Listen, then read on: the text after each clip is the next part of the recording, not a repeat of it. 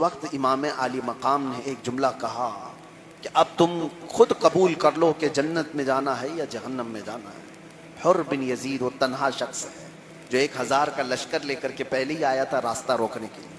وہ آتا ہے بیچ راستے میں کھڑے ہو کر، میدان میں کھڑے ہو کر ادھر عمرو بن سعد سے کہتا ہے کہ حسین کی بات مان لو، حسین ابن علی جو کہہ رہے وہ مان لو، ان کے ساتھ جنگ نہ کیا جائے۔ امام حسین کو دمشق لے کر کے چلو، یزید کے ساتھ بات چیت ہو جائے، کوئی تو حل نکلے، جنگ نہ کرو۔ عمرو بن سعد نے غرایا کہا، حر بن یزید تجھے تو امام حسین کو گرفتار کرنے بھیجا گیا تھا، ان کی طرفداری کرنے کے لیے نہیں، تو ان کی حمایت میں بات کر رہا ہے۔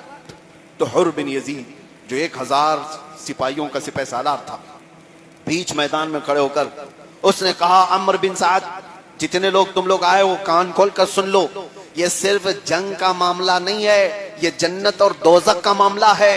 میں تمہیں چھوڑ کر کے جا رہا ہوں خیمہ حسین کی طرف، اس لیے کہ مجھے یہی میدان سے نظر آ رہا ہے جہنم ادھر ہے جنت ادھر ہے، میں جا رہا ہوں، تم رکھو تمہاری فوج اور تمہارے سارے معاملات۔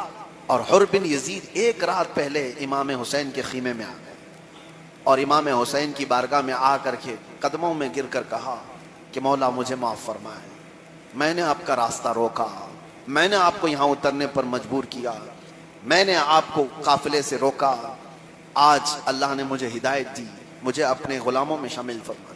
وہ سخی گھرانہ ایسا تھا کہ کبھی کسی کو اندیکھا نہیں کیا، مقابل میں آنے والے کو بھی سینے سے لگایا۔ حر بن یزید کا پرتکپاک خیر مقدم ہوا۔ اس کے بعد حر بن یزید نے کہا، اس وقت تک میں گھوڑے سے نہیں اتروں گا جب تک میں اپنی جان نہ دے دوں۔ اس کا کفارہ یہی ہے۔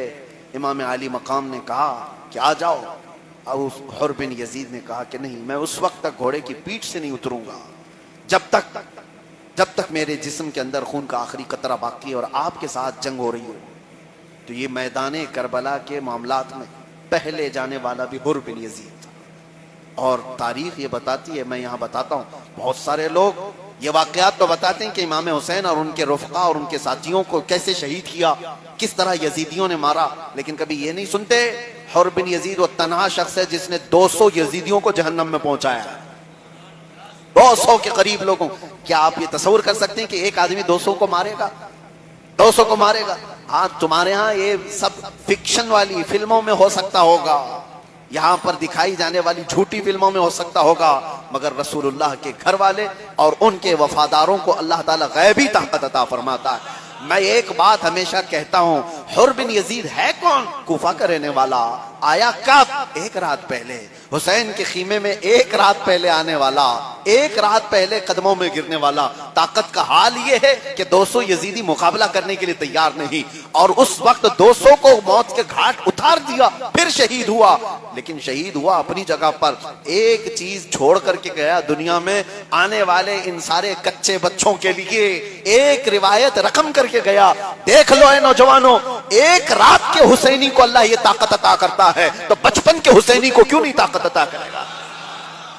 ایک رات کا حسینی ہے، ایک رات پہلے خیمہ حسین میں آیا، تو پھر حسین کے گود میں اور حسین کے خاندان میں پلنے والے شہزادوں کا مقابلہ کیا کر سکتے ہو؟